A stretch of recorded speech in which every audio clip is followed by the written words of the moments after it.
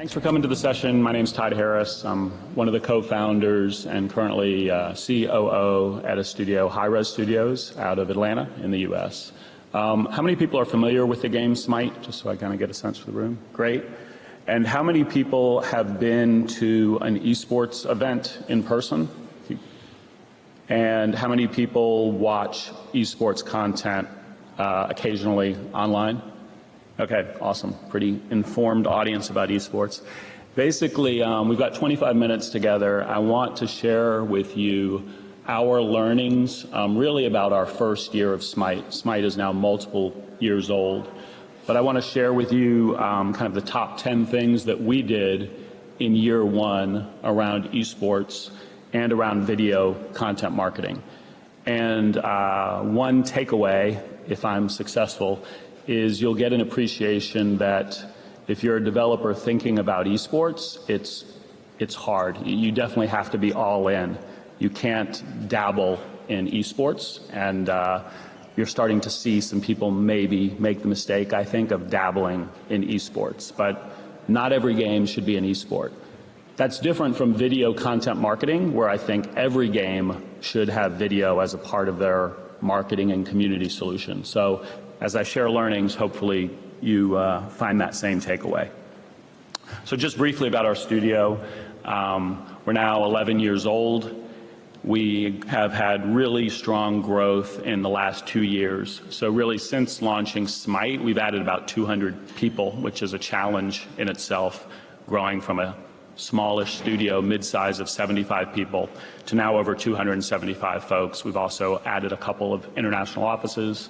And our focus is games as a service, so online, free-to-play, competitive games. That's what we've done since we began. Many of you are familiar with SMITE, but it's a mythology-themed game, and it's an action MOBA. So if you're similar to League of Legends, Dota 2, it's a third-person, more action version of that, to give you the TLDR. It's a bit unusual in that it's playable on console in addition to PC. Not many MOBAs are. And we do go hard after esports, and there's a number of stats I could share, but the fact that looking at last year, we were the #4 game in terms of prizing earned by players. So Dota 2, which as you know recently had the International, is by far the #1 with a close to $21 million purse that was given out last weekend. Counter-Strike and League of Legends are roughly about the same, tied at 2 and 3, and SMITE is #4 if you look at prizing last year. So for a developer of our size, that speaks pretty highly to our commitment to that space. Okay, if you're a developer or a publisher, this is the challenge that we're all dealing with. There are abundant game choices out there for consumers. How do you attract a community to your game? And Steam, at this point, you're seeing about 10 games launched a day. iOS, you're seeing about 500 games launched a day. So regardless of the platform that you're choosing, this is the challenge that esports and video marketing can help address if you do it correctly. So again, I'm going to share our learnings on what we did, 10 ways that we went all in. The fundamental assumption really around all of these is that community and content is more valuable, that you actually get higher ROI than traditional advertising. And of course, this has always been a part of games, even with premium buy once games. The screenshot package and the game trailer were always part of the traditional launch strategy. But with free-to-play and games of a service, this is more of a always-on approach, where you're always looking for ways to engage your community and to harness community content as well as create your own content. And you'll see that theme really throughout all 10 of these. So we're going to start with the game itself. I could spend all day just on this topic, but I won't, because this is the business marketing track. The takeaway here is, again, it takes a special game to become an esport, and really the developer has to embrace the idea of building a competitive game first. Before they even think about spectating or esports, is the game right for a competitive community? That comes down to 2 primary points. One, is there a high skill curve? Does the game itself do a good job at differentiating between the new player and the expert player? There has to be enough of a skill differentiation. Otherwise, why are people going to watch? The same reason I watch basketball, because I know that LeBron James has a very high skill level compared to myself. I'll watch a professional League of Legends player or SMITE player because I can also appreciate that very real and significant skill difference. And if your game doesn't have it, it's not going to be an esport. Second, the team has to be obsessed with game balance. That doesn't mean you're going to deliver a perfect game right out of the gate. It means you need to know that you won't and have a process where you're constantly tweaking and tuning. So the set of charts up here is just an example of many of the analytics that our team uses in SMITE. This data itself is old, so you can't pick the most overpowered god from this chart. Sorry, it's about 2 years old intentionally. But the chart at the bottom is just one example where the size of the circle illustrates how often this character is picked and played in the game, and that's showing whether they're above or below the 50% win rate. If I'm choosing Zeus and there's no Zeus on the other side in a perfectly balanced game, Zeus would have a 50% win rate. But of course, that's never the case. And almost by design, you don't want it to be 50%, but you want it to be within a bounds. Again, this is just an example of the type of mentality the development team needs.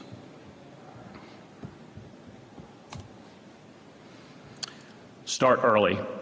The games that I mentioned that were on the top of the esports chart, most of them have more than 10 years of tuning and tweaking from the community. If you look at Dota 2 coming from Dota, if you look at Counter-Strike Go coming from Counter-Strike, you're talking about 13 to 15 years of the community working with a mod team, later a professional development team, to actually craft those experiences. So SMITE, we had our first world tournament in 2015, another one in 2016, but this just gives you a sense of how relatively early we started with SMITE. And the main takeaway is there's close to 2 years of beta process there. So I think it's about 21 months of working initially with a very small competitive community and then all the way through open beta before we called the game launched. And that, again, would be a pretty accelerated curve when you look at the top 5 esports. So you need to start early. Build your audience organically. The main takeaway, which you'll hear a lot from esports developers because it's true, is esports is a pull and not a push. The developer can certainly and does need to encourage these things, but there has to be an appetite for the game from the competitive community, or it really doesn't have a shot. Our approach was to start small with a community that has passion for the game. That includes some competitive players. Communicate all the time with that community. Be as transparent as you can with them. Create media that is content that they can use to advocate and evangelize your game versus really traditional marketing. And we involve competitive gamers very, very early. Consulting is in quotes because we're not, of course, paying them to consult. But the reason we'll hold tournaments early in the life cycle of the game, even though the game isn't baked yet, is it makes it worth the time of these elite players to spend time in our game versus all the other games that are out there. We know that if those gamers are spending time in our game, they're going to look, and money is on the line, they're going to look and find every exploit or unbalanced character in order to win, and that's very valuable data for us as developers. So even a brand new game, we're working on a new team shooter called Paladins. We held a $150,000 tournament at DreamHack for that. Not because the game had arrived as an esport, but we wanted to get the best players in Europe and North America involved in the game, even though we were tuning and tweaking it, and that helps us do that. Deep feature set. This goes into not dabbling with esports, and this is just a handful of some of the features that we had to build and intended to build in year one to support the game. Of course, it starts with spectator client, and that's what most developers will understand, in that the viewer needs an experience of the game very different from the player.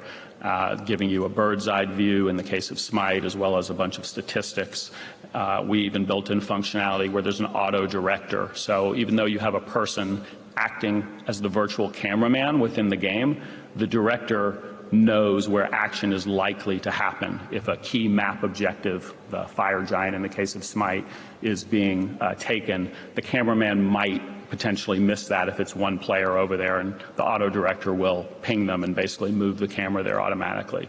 So that's just one system. A demo system is another very important aspect to these games. You know, how can a tournament happen and be broadcast on Twitch but have a built-in delay so that you can't have stream sniping basically or cheating. A demo system also gives you a tail of the tape so that you have an electronic record of every action taken by players. So from a competitive integrity standpoint, an admin or official can review that if necessary and find out if something funny was going on. That also allows a lot of interesting community content to be built, because you can then replay a match from any single camera angle within the game, including slow motion if you want to produce cinematic effects. Again, spend some time on this slide, but I'll move on for the sake of time. You need to plan for multiple engineers to be engaged for multiple years if you want to build this sort of functionality, and all the major esports have this sort of functionality. Empower community leaders. This, of course, is a takeaway that is not unique to esports. The faces up there are just a few of the, I would say at this point, close to 30 individuals that we've hired that are now employees of high-res studios in Europe or within the United States that came directly from our community. And in almost every case, they were content creators from the community. Rory, or Dry Bear as he's known, the attractive face up there, started by creating a website for SMITE and doing shoutcasting for SMITE, and now he's a designer actually on our new game, Paladins, after working his way through the community. The guy in a suit and tie, you know, must be a lawyer, and he is, but he was an insurance lawyer by day, and then at night and weekends he was casting voluntarily SMITE because he just got into the game and started doing shoutcasting when we didn't have a real scene established. And again, now he works legal for us. So in addition to a great recruiting tool, involving the community obviously helps with regard to promoting their content and tournaments as well. So if someone's creating videos for your game, you as a publisher or developer have the opportunity to point your existing community to that small developer and help them grow. The other thing we did pretty early with SMITE that I recommend for an aspiring esport is exposing your statistics through an API. And not all publishers take this stance, particularly some of the bigger ones, because you can reverse engineer a lot of the aspects of the game, less from game design, but more from how many players are online at a single point and how successful the game is. But we found that the pros outweigh the cons, and it's certainly important because it allows community website builders and stat providers direct access, which is valuable to them. Okay, here's a slide that, again, I would encourage everyone in the room, whether you're doing esports or another game, to adopt this strategy. It's not unique to high-res. This literally comes out of YouTube's branding guidelines, and it's applicable to a video platform, whether or not it's YouTube. It's applicable to Twitch and other platforms as well. At the high level, it outlines 3 types of content, and I'd encourage you to think about how you can apply that to your game. The top level is hero content, and that's what traditional games marketing has always been. It's a cinematic or your launch trailer. It's one piece of awesome content. It's probably going to be one of your biggest budget items in marketing, and something that is released maybe once a year or twice a year and gets people talking. And certainly for SMITE, we've done that. We worked with actually Real Time UK, a group here based out of Europe, to create a couple of cinematic trailers, and they did a great job with it. So that's hero content. But the other 2 are things that are unique to gaming and community-based gaming. So the second is called Hub, and really that does exactly what you would expect. It serves as a hub for your community. So people that are already invested in your game, how can you feed them very regular video nuggets? And this doesn't have to be big budget at all. It might be a development blog, literally formed on your, recorded on your cell phone. We produce one piece of video content every day at least. That's a slow day for us if we're not putting out a piece of video content from us as a developer. We probably do more than any developer out there, but the strategy makes sense for every developer. And again, this doesn't have to be esports. In the case of SMITE, when we release a new god or goddess, there's a video. We'll also release another video that's animated showing the lore or the backstory of that god or goddess. The community wants to know what's going in the next patch, so there'll be a set of content that every 2 weeks is saying not only here's the new champion, but here's the balance changes, here's the new cosmetic items, here's feedback from the community. So that's a video. We'll have the designers giving you a behind-the-scenes glimpse of end-to-end what went into the creation of a character. We'll have top 5 plays so the community can submit a really cool play that they made in the game SMITE. And we have a group that will aggregate that and show the top 5. So you just have to be creative and think about what type of content your community is hungry for and that won't scream advertising. It'll instead be something that they actually seek out. They're excited when it drops, and then they're sharing that with their friends. So it helps with both engagement and retention.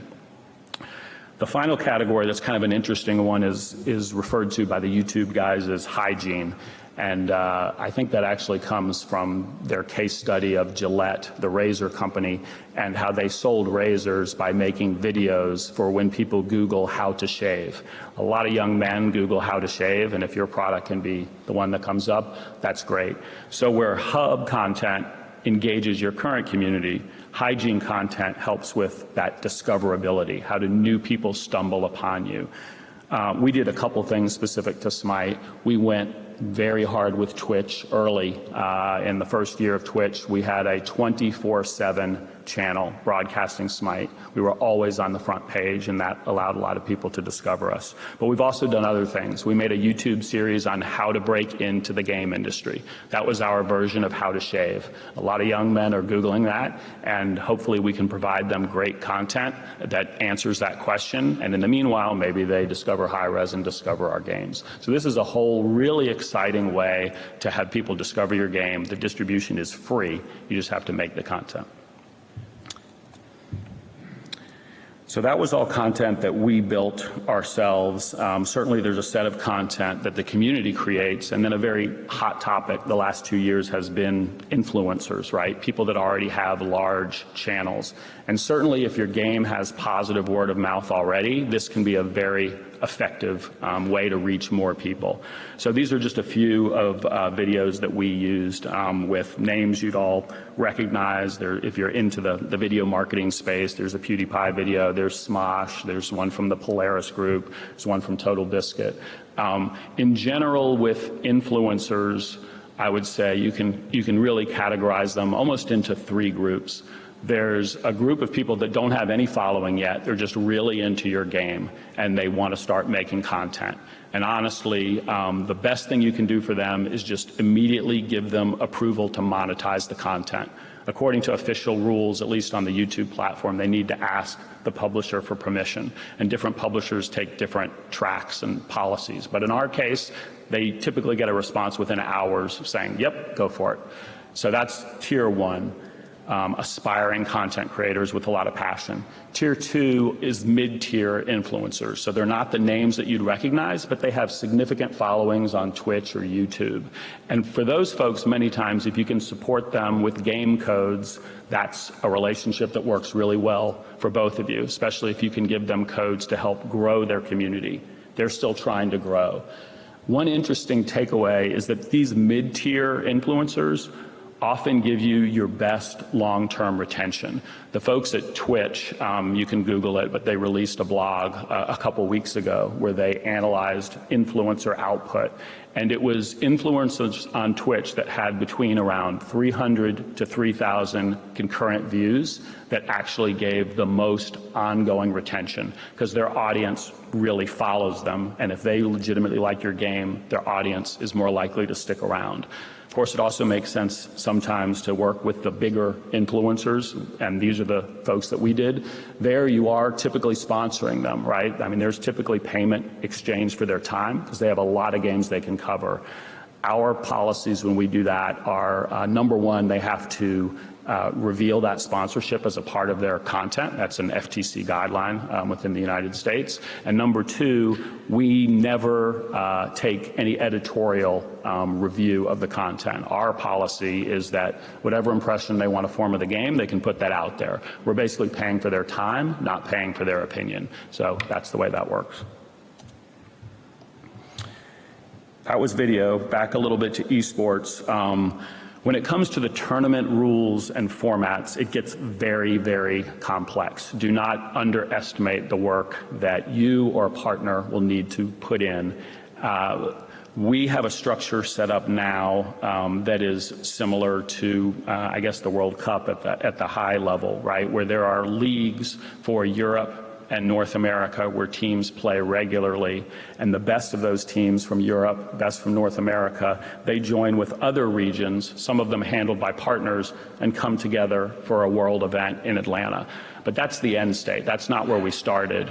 We started working with the community on tournaments that paid $1,000 a week. So every Saturday there was a tournament where it was open. Teams could sign up. They could win $1,000 if they were the best in North America. And every Sunday we do $1,000 for Europe. That was a great way to get started. But it gets very complicated, and I definitely encourage people to work with a subject matter expert, and there's not too many around, as much froth as there is about esports. We worked very closely with ESL, based here in Cologne, and they're one of the best out there. We learned a lot from working with them, and we continue to work with them even as we have taken more in-house. What happens when players leave a team? You know, what are the rules around locking down the rosters? And who actually gets paid? The team captain, the individual players? And what if they're under 18? There's a lot of detailed legality and policy questions that come up when you enter this world. Number 9, crowdsource. So I mentioned the international, which through crowdsourcing basically raised close to $21 million. We did that our first year on a smaller scale. And even in our first year with SMITE, a game with not quite the player population as Dota 2, at least not yet, we raised $2 million from the community. So this basically is a stamp collection type activity where from the fall leading up to our World Championship, there's a limited set of content only available then. You have to buy certain pieces of content to unlock other pieces of content. And if you buy every piece of content in the game, you get the ultimate Tier 5 skin, which is the coolest thing that we're going to make all year long, right? And people want it. So this increases engagement, and it really helps fund esports. What we thought our debut tournament would be, we were hoping for $1 million. We put in $600,000 for ourselves, and let's try this crowdsourcing thing. It quickly eclipsed the $1 million, then the $1.5 million, then they raised $2 million. So our prize pool was $2.6 million for that first tournament. Okay, the final one. So I started with the game. You need a good game. And I'll end with the players, because it's really all about the players. The business side thinks about how do we monetize viewership and how do we make money. And at the end of the day, you need invested players to actually care about your game and to want to be the best in the world. That's why the whole thing works. These guys and girls are not in it for the money. They're in it because they have passion for this thing and they want to be the best in the world. And if they can earn a living doing that, all the better. Then they can do it for more than a couple months. So the players that I have pictured here, actually, this was the team that won our year one tournament. So this team won half of the 2.6 million. So the team walked away with 1.3 million US. This team is not under this team name, and many of them are not playing together, but they're all still playing SMITE. And a couple years later. And that's unusual in esports, and not a lot of people talk about that. You need to have some ecosystem that keeps these people invested in your game. One learning that we had is that a awesome headline-getting once-a-year tournament was not actually the best for SMITE sustainability long-term. Because yes, 5 people would win this huge prize pool in January, but when it's next March and you want them to invest 40 hours a week playing, how are they going to make rent, right? That's a huge risk to take, and many people are not in a position to do that for a one-time payoff. So there's a lot of things that we've done in that area. We give more money to esports, but our once-a-year tournament has gone less to be capped at $1 million, and we do much more throughout the year. We also pay players a stipend just for participating. We also put themed items in the game itself. So when someone buys an item for Team Fnatic in SMITE, Team Fnatic actually gets a revenue share. There's a lot of creative things that can be done, but a lot more thought has to be put in this area by the industry as a whole. And that, I believe, just in time, takes all my time. Time for Q&A or not? No. Okay, cool. Well, I'm happy to talk about all of this in more detail in the wrap-up room, so thanks for your attention. Remember, not every game should be an esport. Don't dabble in esports, but definitely add video content marketing to your mix. Thanks.